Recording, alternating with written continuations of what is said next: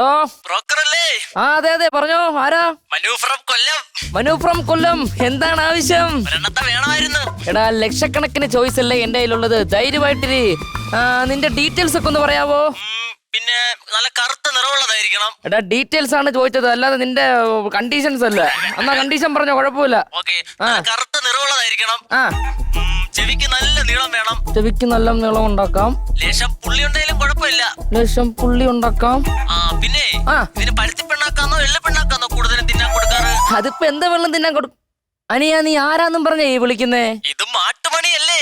എടാ, ഇത് matrimony. Number നോക്കി വിളിക്കടാ. മാട്ടുമണിക്ക് വിളിച്ചവനെ ഓരോരുത്തന്മാർ രാവിലെ മെനക്കെടുത്താണ്ട് വിളിച്ചവരും പണ്ടാരടങ്ങാൻ വേണ്ടിട്ട്. എന്തോ ബ്രോക്കറേന്ന് വിളിക്കണ സംസ്കാര ശൂന്യം. എന്റെ അമ്മയുടെ ഒരേ ഒരു സഹോദര, എന്റെ മാമ. എടാ Pankaraja. I am not Pankarajan, I am പങ്ക്.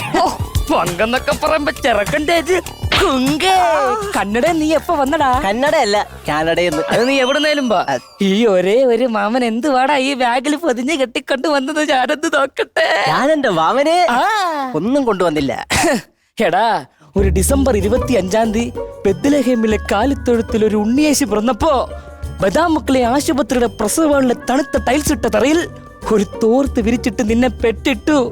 ആ തണുത്ത് വിറങ്ങലടിച്ചു കിടന്ന് നിന്നെ എന്റെ ഈ കൈകൾ കൊണ്ട് വാരി എടുത്ത് മാറോട് ചേർത്ത് പിടിച്ചപ്പോ നീട്ടി മുള്ളി ഈ പട്ടി അവനിപ്പ പഞ്ചായത്ത് പോലും ഇറങ്ങി പോടാ എന്റെ ഓഫീസിൽ നിന്ന്.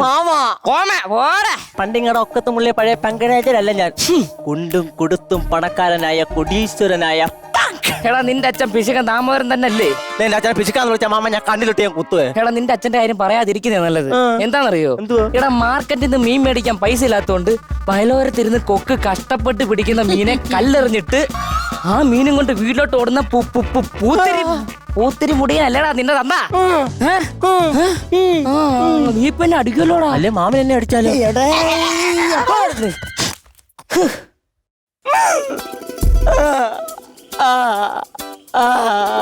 എന്താടാ? ഞാൻ കരഞ്ഞതാ. എന്തിനാടാ എന്റെ പൊന്നുമോനെ നീ ഇപ്പൊ കിടന്ന് കരയുന്നേ? കാനഡയിൽ എനിക്ക് ഒറ്റപ്പെടലാണ് മാമ. മാമനറിയാമോ? ഇല്ല.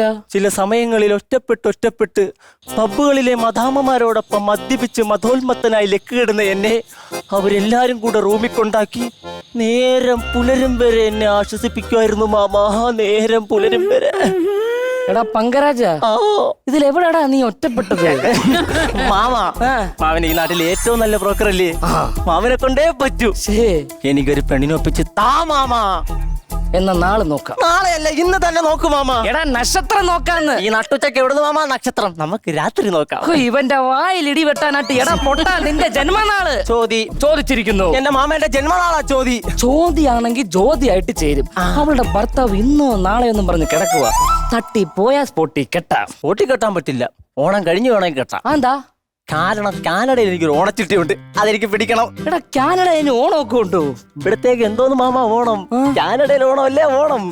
സായിപ്പന്മാരുടെ തിരുവാതിര കളിയോട് കൂടിയാണ് അവിടെ ഓണം തുടങ്ങുന്നത്. എടാ, ഈ തിരുവാതിര സാധാരണ കളിക്കുന്നത് സ്ത്രീകളല്ലേ? പിന്നെ ഓണത്തല്ലൊഴിച്ച് ബാക്കി എല്ലാ ആഘോഷങ്ങളും കാനഡയിലുണ്ട്. മാമോയ്, ഒരു 10-25 പേരും ഇങ്ങോട്ട് ഇരച്ചു വരുന്നുണ്ടല്ലേ? എന്റെ കല്യാണം നടത്തിയിട്ട് മതി അവന്മാരൊക്കെ കല്യാണം നടത്താൻ. എടാ, ഇരച്ചു വരുന്നവർ എന്നെ ചതച്ച് കൊല്ലാനെങ്ങാണ്ടാ വരുന്നേ. ഏതോ കല്യാണത്തിന് എന്തൊക്കെയോ പറ്റിട്ടുണ്ട്. ഞാനിവിടെ ഉള്ളപ്പോൾ ആർക്കും നിങ്ങളെ തോൽപ്പിക്കാനാകില്ല മാമ. മാമ ആയുധമല്ല, അവന്മാരെ തന്നെ ഉണ്ടടാ. നിന്ന് ബാഹുബലി കളിക്കാതെ ഓടടാ. ഇതൊന്നും വ്ലോഗാക്കല്ലേ അണ്ണാ? ഇവിടെ മൊത്തം ആളാടാ. നില്ലടാ. Saint Mary's HSS Kizhakkatheruvu Kottarakkara. ഒരു ഹായ് പറഞ്ഞേക്കണേ. ഹായ്.